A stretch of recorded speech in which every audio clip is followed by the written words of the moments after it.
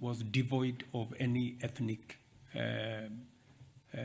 propaganda or any ethnic persuasions. Kenyans voted, and the outcome of that election was acclaimed by all the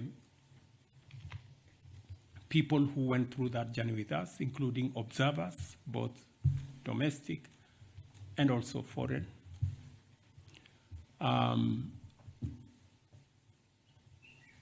Subsequently, somehow the opposition,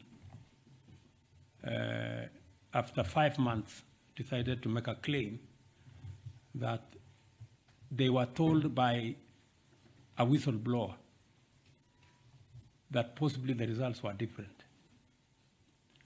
They haven't been good enough to tell us who the whistleblower is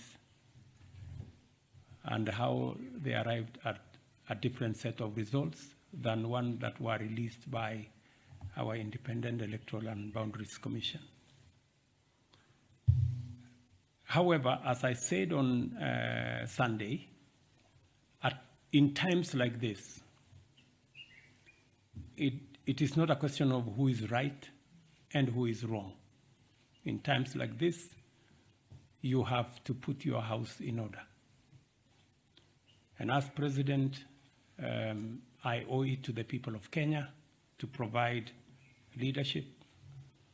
And on Sunday, I did ask the opposition to reconsider the demonstrations that they had undertaken, because protests and demonstrations are provided for in our Constitution, but the protests and demonstrations were acquiring an ugly, violent turn that was destroying property, putting a lot of lives into risk, causing a lot of unnecessary chaos, and it was time for them to reconsider those demonstrations.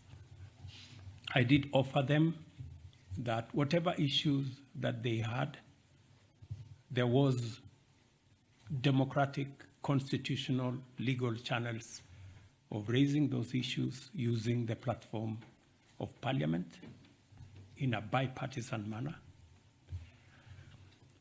And that is the offer I made to the opposition. You asked me a direct question whether there will be a handshake because of this situation. I want to tell you